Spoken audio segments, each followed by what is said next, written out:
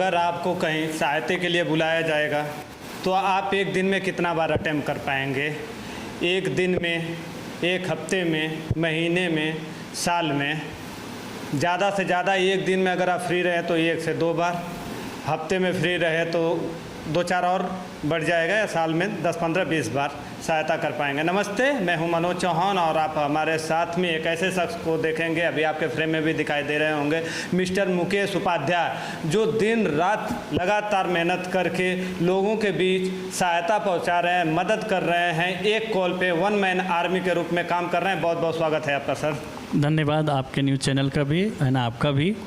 मैं मुकेश उपाध्याय, एक्चुअली मैं इमरजेंसी परिचय में कुछ कमी रह गया हो तो मुझे ना कोई, क्योंकि आप इस तरीके से लोगों के बीच में पहुंच जाते हैं। एक कॉल आता है, अगर हम शब्दों में बयां करें तो शायद वो शब्द कम पड़ जाएंगे मुकेश उपाध्याय जी के लिए, क्योंकि अभी जब हम इस इंटरव्यू से जस्ट 2 मिनट पहले हम बात कर रहे थे, अभी भी उनका फ़ोन जो है हमारे नीचे अगर रखा गया, यहाँ पे काउंटर के नीचे, अगर हम शो कर पाएँ इनको तो देखिए इनके पास फ़ोन भी आ रहे हैं और ये फ़ोन बंद किए। इसके लिए हम सर क्षमा चाहेंगे आपसे भी इस इंटरव्यू के दौरान कि कुछ लोग आपसे संपर्क करने की कोशिश कर रहे हैं। दिन में कितने कॉल आ जाते हैं आपको? दिन में 10 से ज़्यादा कॉल आ जाते हैं, मतलब हर 2 घंटे में एक कॉल का एवरेज है। मतलब रात का भी कॉल आता है, सुबह का, दिन का, और हम तो टॉयलेट में भी मोबाइल लेके जाते हैं कि लोगों को तकलीफ ना हो, क्योंकि फ़ोन अगर हम नहीं उठाते तो उनका एक मनोबल टूटता है कि हम मदद के लिए हेल्प किया और उन भाई फ़ोन नहीं उठा रहे, इसलिए हमारे साथ हमारा फ़ोन हमेशा सोता है। आपका मनोबल कहाँ से बढ़ता है? लोगों का मनोबल ना टूटे, लेकिन आपका मनोबल कैसे बढ़ता है? एक्चुअली क्या होता है कि हमें बहुत खुशी मिलती है कि जैसे हमारे पास देखो हमारा हाथ है, अगर हाथ से काम में आते हैं तो कितना खुश होता है कि हम इस हाथ से खाना खाते हैं, इस हाथ से पानी पीते हैं। किसी का हाथ पैरालाइज हो जाता है और उस हाथ का यूज नहीं कर पाता तो कितना तकलीफ होती है। तो उसी तरह इंसान का जन्म हुआ है मदद करने के लिए, तो हमेशा हम सबको मदद के लिए तैयार होना चाहिए, क्योंकि भगवान ने हमें बनाया ही इसलिए कि हम इंसान हैं और इंसान के पास दिमाग होती है, अकल होती है, तो हमें हमेशा समझदारी से किसी का भी मदद करने के लिए आगे होना चाहिए। आप मदद करो, भगवान आपकी मदद करेगा। ये जरूरी नहीं कि हमने जिसकी मदद किया वही हमें मदद करे, ऐसा कुछ नहीं, मगर सोर्स कहीं ना कहीं से आपको भेज देगा और आपकी मदद हो जाएगी। चलिए, ये था। अब शुरू से शुरुआत कर लेते हैं। कब शुरू किया था आपने?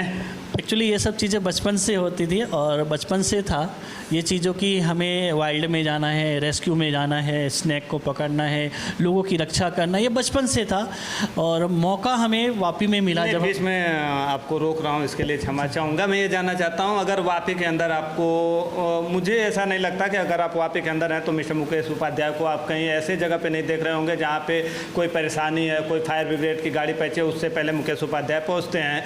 लेकिन वापी की जनता नहीं, अभी तो पूरे देश की जनता ये जानना चाहती है मिस्टर मुकेश उपाध्याय हैं कौन, कहाँ से आए, कहाँ जन्म हुआ, कहाँ पले बड़े, कहाँ पढ़ाई लिखाई हुई आपकी? मैं बिहार की धरती पे जन्म लिया हूँ और जब बिहार में ही बड़ा पड़ा हूँ, पढ़ाई भी किया है। उसके बाद हम जॉब के सिलसिले से अपने वापी गुजरात में आए। जॉब के साथ साथ हमें इंटरेस्ट तो पहले ही था। आप बिहार से थे जी? पढ़ाई लिखाई कंप्लीट करके गुजरात में आए जॉब के सिलसिले से, और जॉब के साथ साथ हम सोशल वर्क में भी थे, क्योंकि अंदर से ही था कि हमें कुछ करना है, क्योंकि हमें कुछ ऐसा करके जाना है कि कुछ लोग याद रखें कि हाँ भाई। क्या पढ़ाई लिखाई किया आपने? मैं खुद एक कंप्यूटर इंजीनियर हूँ, MCA हूँ, और मैंने फायर सब ऑफिसर का भी कोर्स किया है और क्लाइंबिंग का भी कोर्स किया है, और मेडिकल लाइन में भी हमने वेटनरी का डिप्लोमा किया हुआ है, क्योंकि नॉलेज सही रहेगी तभी हम किसी अच्छी तरह से हेल्प कर पाएंगे ना। तो हमें सबसे पहले खुद को तैयार करना पड़ता है, तब हम किसी की मदद कर पाएंगे। हम में ही कमी हो गई, हमको नॉलेज नहीं का, तो हम मदद के लिए कैसे आगे बढ़ सकते हैं। गुजरात में आए तो अपनी नौकरी शुरुआत कैसे किया, क्या नौकरी किया पहले शुरू? देखिए, मैं तो शुरू से कंप्यूटर इंजीनियर था, तो मैं एक कंपनी में एज ए असिस्टेंट मैनेजर के पोस्ट पे था। तो मुझे क्या है कि हमें तो चाहिए था फील्ड जॉब, मतलब लोगों की सेवा करनी है, तो कंपनियों में हमें बंद रहना पड़ता था, तो वहाँ पर हमें तो इच्छा नहीं हो रही थी, मन तो कुछ और करने का था। तो हम सिर्फ तलाश कर रहे थे प्लेटफॉर्म का। जब हमें प्लेटफॉर्म मिल गया तो हमने जॉब को छोड़ दिया और अपना खुद का एक कंप्यूटर इंस्टीट्यूट चालू किया, जो 22 वर्ष पुराना सेंटर है चनौद में, और जो भी मिलता था उसी से हम जुगाड़ा करते थे। और उसके बाद हम पब्लिक के लिए हेल्प के लिए आए। धीरे धीरे हमने सीखना चालू किया, फायर के साथ हमने टच किया, पुलिस के साथ जो हेल्प करने की कोशिश करने लगे, NDRF हो गए, सभी जितने भी इमरजेंसी डिपार्टमेंट्स आते हम देखते थे वो काम कैसे करते, उसी काम से हम भी सीखते थे, उनको सपोर्ट भी करते थे। ऐसे करते करते आज इस लेवल में है कि हम लोग लोगों महीने में 300 से 400 कॉल। कौन से साल, कितना दिन पहले किया आपने? शुरुआत कम से कम 15-16 साल हो गए इस फील्ड में। 15-16 साल पहले आपने शुरुआत किया। शुरुआत कैसा, पहला शुरुआत कुछ ऐसा इंसिडेंट बताइए जो हमें भी देखने में अच्छा लगे हमारे। पहला ऐसा था कि जब शुरुआत में हम एक NGO थी आइक्रो, ऑल इंडिया क्राइम रिफॉर्म्स, जो दिल्ली से चलती थी, उसमें ज्वाइन हुए। और उस समय जो आइक्रो हाँ NGO थी, गवर्नमेंट NGO थी, दिल्ली से कंट्रोल होती थी, उसमें हम ज्वाइन हुए। और उसके थ्रू हम, क्योंकि हमें कहीं ना कहीं तो एक प्लेटफॉर्म तो चाहिए जहाँ पे हम काम कर सके, कुछ सीखने को मिले, उनके थ्रू हम लोगों के बीच में आए। हमने जाना प्रशासन क्या होता है, पुलिस डिपार्टमेंट क्या होता है, फायर की टीम कैसे काम करती है, उनके धीरे धीरे NGO के तरह हमने, फिर हम पुलिस समन्वय में ज्वाइन हुए। काफ़ी पुलिस समन्वय में हमने 5 से 7 साल गुजारा, उसमें उनके अच्छा एक्सपीरियंस रहा। फिर हमने खुद का, हमारा इमरजेंसी रेस्क्यू फोर्स है, जो खुद मैं फाउंडर भी हूँ और मैं एक रेस्क्यू कमांडेंट भी हूँ। एक्चुअली क्या है, हम हर रेस्क्यू कॉल में सीखते हैं, इंडिविजुअल। हाँ इंडिविजुअल, हम हर कॉल में सीखते हैं। और हम कोशिश ये करते हैं कि हमारे से कोई मिस्टेक नहीं होना चाहिए, क्योंकि हम उसकी जान बचाने जा रहे हैं। तो हमसे मिस्टेक हो गई तो दोनों की जान खतरे में आ सकती है। किस तरह का रेस्क्यू आप करते हैं? देखिए, मैं एक्चुअली गुड स्विमर भी हूँ, गुड फाइटर भी हूँ, गुड क्लाइंबर भी हूँ, गुड रैपलिंग भी हूँ।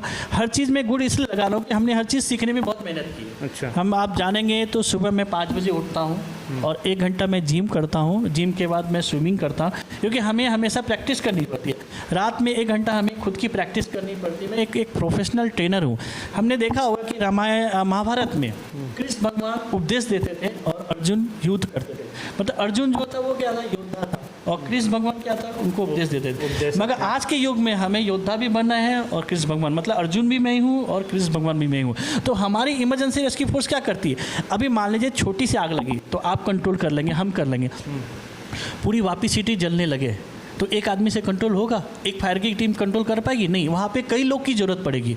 तो हम क्या करते हैं, लोगों को बीच में जाके लोगों को ट्रेन करते हैं। अच्छा, एक चीज़ मैं ये समझना चाहूँगा, समझ लीजिए कि फायर लगा हुआ है, जैसे फायर ब्रिगेड की जो गवर्नमेंट की गाड़ियाँ हैं, गवर्नमेंट से रिलेटेड हैं, वो प्रशासन के तो पहुँचते ही हैं, आप वहाँ पे पहुँचते हैं, आप दोनों लोग के बीच में कभी इस तरह का कन्वर्सेशन होता है? नहीं, बिल्कुल नहीं, बिल्कुल। देखिए, हमारा एक ही रहता है, जो बना है, आप भी सेवा कर रहे हैं, वो भी सेवा कर रहे हैं। एक्चुअली कैसा, हमारा कैसा रहता है कि उनके किसी के काम में हम दखल नहीं देते।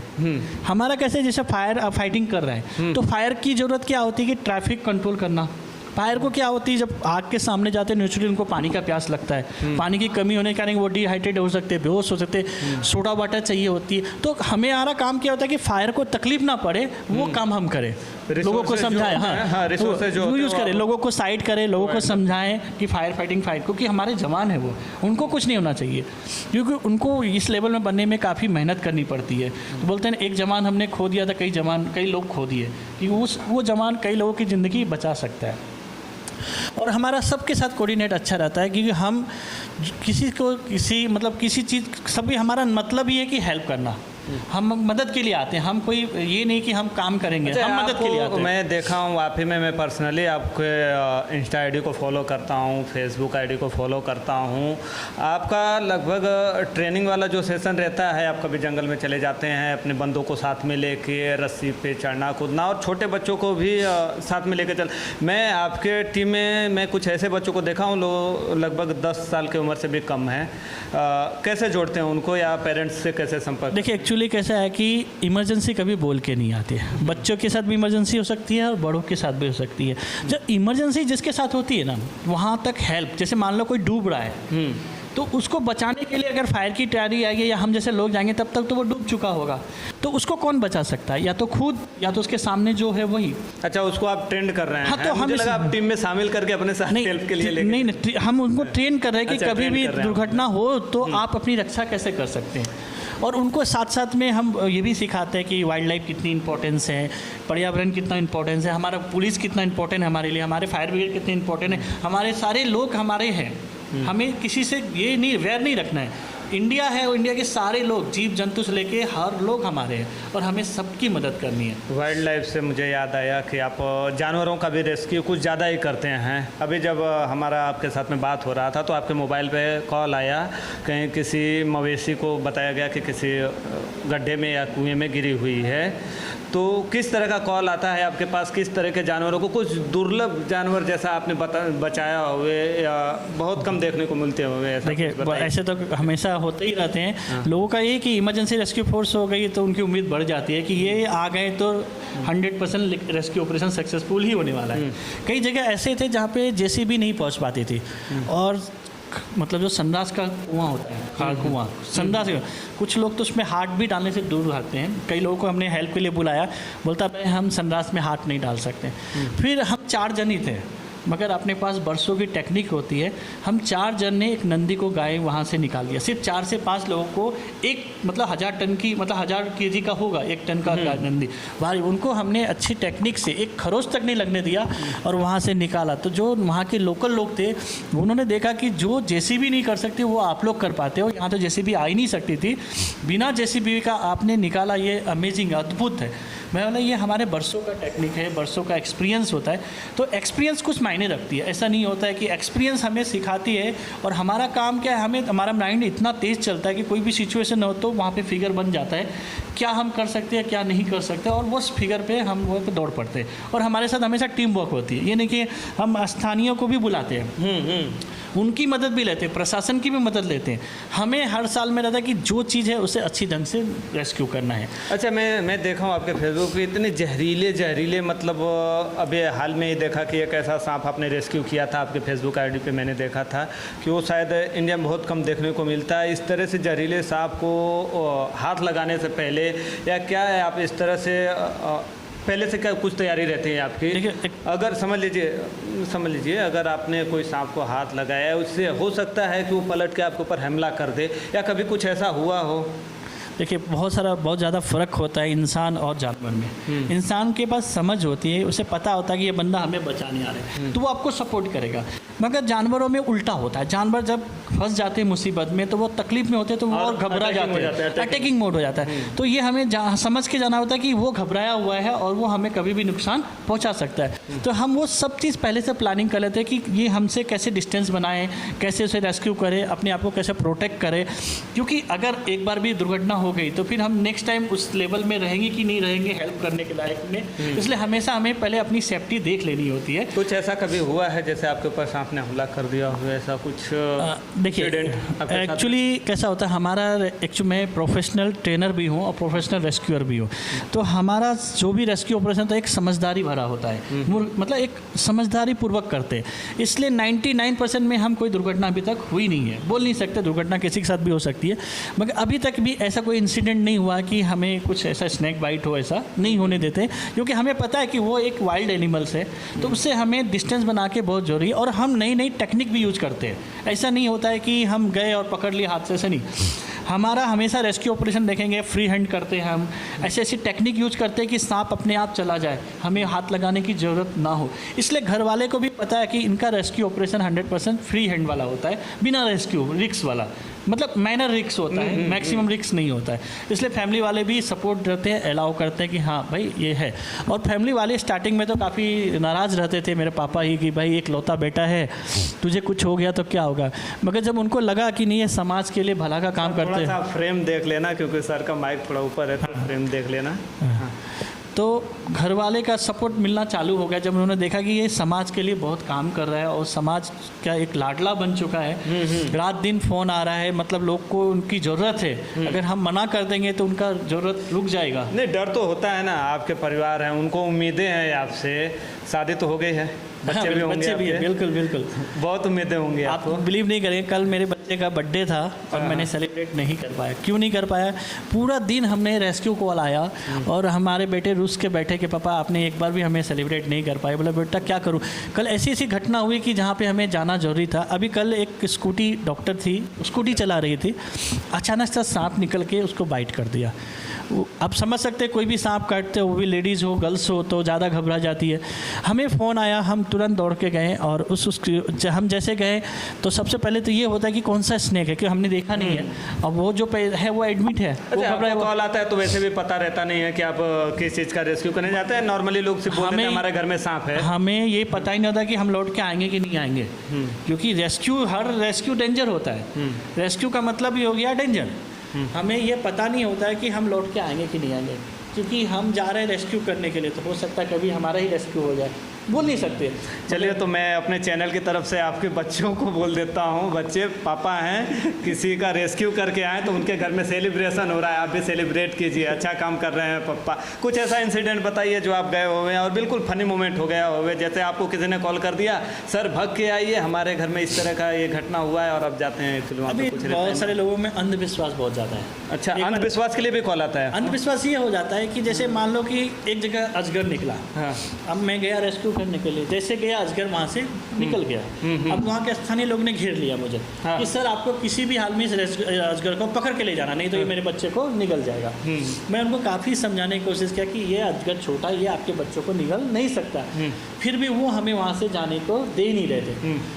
हमें सारे पब्लिक को देखते हुए हमें पूरी मेहनत करके, मतलब 5 से 6 घंटे दे के उस सांप को रेस्क्यू करना ही पड़ा, मतलब हैव टू डू करना पड़ा। मतलब था ना रे वहाँ पे थे, मगर वो निकल गए थे, तो हमने बोला अजगर है, निकल गए, कोई बात नहीं सर, आपको एनी हाउ उसको लेके जाना है, नहीं तो हम आपको जाने ही नहीं देंगे। मतलब हमारी भी जान वहाँ पे खतरे में आ गई। अब स्थानीय के सामने हम कुछ घेर लिए जाते हैं यार, घेर लिए मदद के लिए जाते हैं, और घेर लिए लोग नहीं समझ पाते हैं। तो अब लोगों की अंधविश्वास बहुत सारी होती है। कल ही हम रेस्क्यू के लिए गए तो कुछ पढ़े लिखे लोग थे, तो बोलते हैं आज नागपंचमी है, चलो ना सांप को दूध पिलाते हैं। मैंने सर आप एजुकेटेड हो, डॉक्टर हो। एग्जैक्टली, मुझे ये सवाल करना था यार से, सांप दूध पीते हैं? अच्छा, मैं बोला आप क्या खाते हो? रोटी सब्जी खाते हैं। अगर हम आपको पत्थर खिलाएं, ईंट खिलाएं, खाएंगे या डाइजेस्ट होगा आपको? नहीं, बिल्कुल नहीं होगा ना। तो सांप का जो डाइजेस्ट होता है वो मांसाहारी है, वो शिकार करता है, मांस खाता है, दूध नहीं खाता है। तो सांप का जो मांसाहारी है, तो सांप चूहे का शिकार करता है, सांप का शिकार करता है। भावनाएं कुछ लोगों की आहत हो जाएंगी आपके इस बात से। मगर गलत है ना। आप देखो, आप अपनी श्रद्धा लेके दूध पिलाते हो। नहीं, चूँकि मुझे भी वाइल्ड लाइफ जो होते हैं, जानवर होते हैं, जंगल में रहने वाले जीव होते हैं, उनके बारे में मुझे भी उतना जानकारी नहीं है, इसलिए बोल रहा हूँ। हिंदू धर्म से जुड़े हुए चीज़ है। नागपंचमी कल ही गया और लोगों की भावनाएं आहत हो जाती हैं। भारत में है, भारत में ठेस पहुँचना चालू हो जाता है। मैं बहुत अच्छी चीज़ बताता हूँ आपको। हमारे पूर्वज या हमारे भगवान, इनको पता था कि अत्याचार हो रहे हैं जीवों के ऊपर, तो जीवों की रक्षा कैसे हो सकती है, तो उन्होंने धार्मिक से जोड़ दिया। अब नागपंचमी है तो बहुत सारे लोग नागपंचमी के दिन सांप को नहीं मारते, तो प्रोटेक्ट किसका हो रहा है? सांपों का हो रहा है ना। तो ये किसने बनाया? अनेक पूर्वज ने बनाया होगा, भगवानों ने बनाया। तो भगवान भी तो वही कर रहे हैं ना जो हम कर रहे हैं, सांप की रक्षा कर रहे हैं। तो सांप, नागपंचमी के दिन लोग सांप की रिस्पेक्ट करते हैं, सांप की पूजा करते हैं, सांपों को नुकसान नहीं पहुंचाते हैं। सांप को दिन बहुत लोग मारते भी नहीं है, ऐसे मारेंगे तो 7 साल की जेल भी हो सकती है। मगर सांपों को रिस्पेक्ट इसलिए उस चीज़ों को जोड़ दिया गया है अपने त्यौहार से, कि सांपों की प्रोटेक्शन हो सके। ये मेरा ओपिनियन है कि भगवान ने इसलिए त्यौहार में जोड़ा है पूर्वज ने, कि सांपों की रक्षा करें। जैसे दुर्गा माँ का है तो सिंह का दे, तो मतलब सांप दूध नहीं पीते? बिल्कुल नहीं। देखो, मैं आपको ये बताया कि अगर हम पॉइंट नोट किया जाए, हमारे दर्शक पॉइंट को नोट कीजिए कि सांप दूध नहीं पीता है। अब आप भी इस तरह का कोशिश मत कीजिए, सम्मान कीजिए, जीव हैं, पशु क्रूरता से बचिए, जीवों पर दया कीजिए, बल्कि उनको दूध पिलाएंगे, ये करेंगे, शायद उनको नुकसान भी पहुंचा सकते हैं। जैसे मैं आपको बोला कि आप रोटी के लिए, आपका पेट, डाइजेशन सिस्टम रोटी चावल खाने के लिए बना है। अगर आपने गलत चीज़ खाई तो लूज मोशन होगा, डाइजेस्ट बिगड़ेगा आपको। तो सेम चीज़ होता है, जैसे दूध अंदर जाता है, दूध पीता नहीं है सांप। सपेरे लोग क्या करते हैं, उस पर अत्याचार करते हैं। कुछ मिसकंसेप्शन है कि सांप जो है कि ये बीन बजाने पे भी सुनते हैं। मुझे इंटरेस्टिंग लग रहा है, मैं आपसे जानना चाहूँगा, क्योंकि इंटरव्यू में पब्लिक भी देखेगी और उनको भी कुछ जानकारी पहुँचेगी। अच्छा, ये जो बीन बजाने पे क्या कुछ ऐसा रहता है? सांप एक्चुअली कई जगह हमने बोलता है सर आपने बीन लेके नहीं आया। हाँ, कई जगह ऐसे दोस्तों में हमें हंस पड़ते हैं कि बीन लेके नहीं आया। मतलब नहीं सर, ऐसा नहीं होता है। एक्चुअली सांप को इंटरनल कान होते हैं, मतलब एक्सटर्नल हमारे जैसे सांप सुन नहीं सकते। आप उसके सामने डीजे भी बजाएंगे ना, तो उनको जरा भी फर्क नहीं पहुंचेगा। सांप को वाइब्रेशन से खबर पड़ता है, जब वाइब्रेशन होता है ना तो खबर पड़ता है। तो सांप क्या होती है, कुछ सांप ऐसे होते हैं जो अपना डिफेंस करते हैं, जैसे नाग है। तो नाग के सामने आप कोई भी चीज़ को हिलाएंगे ना, तो वो अपने आप को, सामने वाले को अपना दुश्मन समझता है और वो अपने आप को प्रोटेक्ट करता है, और प्रोटेक्ट करके वो ऐसे ऐसे हिलता है। इसको हिप्नोटाइज बोलते हैं। अरे वो तो हमने देखा था, ये फिल्मों में देखा था कि क्या नाम है उस अभिनेत्री का, अभी नाम है, हेमा मालिनी। नहीं, श्रीदेवी। श्रीदेवी, क्षमा चाहूँगा, नाम याद नहीं आ रहा है। हमारे दिमाग में जब सांपों की बात होती है, नागों की बात होती है, इच्छाधारी नागों की बात होती है, इच्छाधारी पे भी मैं आऊँगा कि इच्छाधारी होते हैं कि नहीं होते हैं। हमारे दिमाग में वही चलता है कि कोई सांप निकालने वाला आएगा तो बीन लेके आएगा और खूब घुमाएगा, ऐसे सांप निकल के आएगा और डांस करेगा। इस तरह का कुछ भी नहीं होता है, कुछ भी नहीं होता। सांप इच्छाधारी होते हैं, सब आपको मूर्ख बनाते हैं और जो इच्छाधारी होते हैं बिल्कुल नहीं होते। अगर हमने बोल सकते हैं हजारों सांप पकड़े तो हमारी भी किस्मत कभी जग जाती है कि इच्छाधारी मिलता है और हम आज ऐसे। मड़ी होती है? नहीं होती है, बिल्कुल नहीं होती, मड़ी भी नहीं होती, कुछ नहीं होती है। अरे हमारे फिल्म मेकरों हमें क्या दिखाए आप लोग, मड़ी नहीं होती है, इच्छाधारी नहीं होते, इच्छाधारी नहीं होते। अरे हम तो वो सोच के बैठे हुए थे कि हमें किसी दिन मड़ी मिलेगी और हम बहुत बड़े हो जाएंगे। इस तरह का कुछ भी नहीं होता। एक्चुअली क्या होता है, कुछ लोग क्या करते हैं, अपनी यूट्यूब के लिए वीडियो बनाने के लिए सांप को पकड़ते हैं, उसको ऑपरेशन करते हैं और उसके अंदर वो पत्थर डाल देते हैं और उसके बाद वो उसी पत्थर को निकाल के समझते हैं मनी है। अगर रियल में मनी होगा तो बंदा वो वहीं पे रहेगा, वो यूट्यूब करेगा, ये करेगा, वो करेगा, वो तो अमीर हो जाएगा। जैसे आपकी सोच बोल रही है कि मनी हो तो बहुत पैसे हो जाएंगे आपके। आज तक किसी सपेरे वाले को, किसी को देखो कि पैसे हो गए हो उसे, नहीं है ना। तो ये सब मिथ है, मतलब सब अंधविश्वास है। अच्छा, एक सपेरे से भी याद आया कि जो ये सांप को जो मतलब सपेरे हैं कला दिखाते हैं, पब्लिक के बीच में जाते हैं, ये पशु क्रूरता में आता है। यस, ये इनलीगल है। अभी अगर आप सांप के साथ जरा भी स्टंट करते हो, सांप का खेल दिखाते हो, वो इनलीगल है, आपको तुरंत जेल हो सकती है और फॉरेस्ट वाले आपको तुरंत लेके चले जाएंगे जेल में। वाइल्ड एनिमल को आप एटलीस्ट कोई भी तोते को भी, कोई भी पंछी को भी आप पाल नहीं सकते। अभी नए रूल्स आ गए हैं। सांप तो दूर की बात है, आप एक पैरट को भी नहीं रख सकते आप घर में, जो हम पिंजड़े में अपने शौक के लिए घर में रख लेते हैं। बिल्कुल आप नहीं रख सकते, रखेंगे तो आप ये भी पॉइंट नोट किया जाए, हमारे दर्शक पॉइंट को नोट करते जाइए। आप घर में किसी अपने शौक के लिए किसी तोते को, किसी पक्षी को पिंजड़े में बंद करके मत रखिए। एटलीस्ट कम से कम उसे आज़ाद तो रखिए। अगर वो आपके साथ में रहना चाहेगा तो खुद रहेगा। कोई भी जानवर, कोई भी पंछी ये नहीं बोलता कि हमें कोई इंसानों से कोई मदद चाहिए, वो दूर ही भागते हैं। हम ही जो है उसके पीछे घुसते हैं। कोई भी तोता बोलता है कि आप मेरे को बंद करके रखिए। हम अपने शौक के लिए उस पंछी को जो उड़ने के लिए बना है, फ्लाई करने के लिए बना है, आप उसको बंद करके रखे हो। अगर आपको जेल में बंद करके रखे, आपको कैसा लगेगा? तो अपनी शौक के लिए किसी को क्रूरता देना ये गलत चीज़ होती है। हम लोगों को यही अवेयरनेस करते हैं कि आप ऐसा ना करें। तो फिर इस हिसाब से तो सर घर में कुत्ते पालना, पट्टे डाल के रखना, ये भी क्रूरता में आ गया फिर तो। देखिए, अगर आप डोमेस्टिक होता है, एक वाइल्ड होता है, ये सारी चीज़ वाइल्ड होता है। वाइल्ड होता है कि वो अपना शिकार कर लेता है। डोमेस्टिक का मतलब होता है जो इंसानों पर डिपेंड होता है, जैसे गाय होती है, कुत्ते हो गए, तो वो डोमेस्टिक है। तो उनको क्या है, वो हमारे ऊपर डिपेंड हो जाते हैं। तो हमारा एक फ़र्ज़ बनता है कि हम उनकी रक्षा करें, सिर्फ खाना दे, पानी दे, क्योंकि वो उसके पास तो अभी खाना मिलेगा नहीं, डोमेस्टिक है। अब कुत्ते हैं तो नॉर्मली जो हम फेंकते, जूठन देता है वही वो खाते हैं, तो वो एक डोमेस्टिक में आता है। नहीं, ये चीज़ समझना पड़ेगा कि कौन से जीव हमें पालने हैं, कौन से नहीं। अगर जो हम घर पे पाल सकते हैं, जो वाइल्ड जीव हैं, जो जंगल में रहते हैं, जंगल में सर्वाइव करते हैं, उस तरह का जीव घर में पालना है तो अगर खुले में आप रख सकते हैं तो ठीक है। नहीं तो खुद सर ने जैसा बताया कि वो आपसे सहायता नहीं मांगते, बल्कि आप उन्हें ज़बरदस्ती कैद करके रखते हैं। बिल्कुल, कोई भी एनिमल्स, कोई भी नहीं बोलता कि हमें इंसान चाहिए, इंसान से दोस्ती करना, सब दूरी भागते हैं। वाइल्ड एनिमल्स, खासकर वाइल्ड एनिमल्स हमेशा वो मजबूरन बस जो ही इंसान के रेंज में आ जाते हैं। क्योंकि हम तो क्या करते हैं, जंगल काटते जा रहे हैं। अब जंगल काटेंगे, जंगल में रहेगा नहीं कुछ, तो दिन पर दिन जो जंगली वाइल्ड एनिमल्स है वो हमारी सिटी में आएंगे। एक चीज़ और मैं जानना चाहूँगा, खास करके जब मैं से संबोधित करता हूँ तो मैं जनता से संबोधित करता हूँ कि पब्लिक ये जानना चाहती है कि जैसे हम बीच पे जाते हैं, वहाँ पे देखते हैं जो घोड़े रहते हैं या फिर कैमल्स रहते हैं, उनके ऊपर इंसानों को बैठा दिया जाता है 2 से 3। ये क्या पशु क्रूरता में ये भी आता है, कंसिडर होता है? क्रूरता तो है ही। एक्चुअली आप वो चीज़ बना ही नहीं है। आप उसके ऊपर आप जो वार्डन दे रहे हो और आप इनकम के लिए दूसरों का मतलब अत्याचार ही एक तरह का हो गया ना, कि आप उसको अगर उस लेवल तक है, अगर मान लो घोड़ा उस कैपेबल है कि भाई चलो वो 40 kg 50 kg का वेट ले सकता है, इट्स ओके। आप उस पर 200 kg का वेट डालोगे तो उसको तो क्रूरता ही हुआ ना, उसको तकलीफ तो होने वाली है। समुद्र बीच पे मैं अक्सर जाके देखता हूँ कि कहीं पे जैसे कैमल रहते हैं, एक कैमल के ऊपर 2 से 3 लोगों को बैठा दिया जाता है। वो गलत होता है मेरे ख्याल से। जो उनका लाइट वेट है, जो कैपेसिटी है, है उससे कम करो कि उसको नुकसान हो।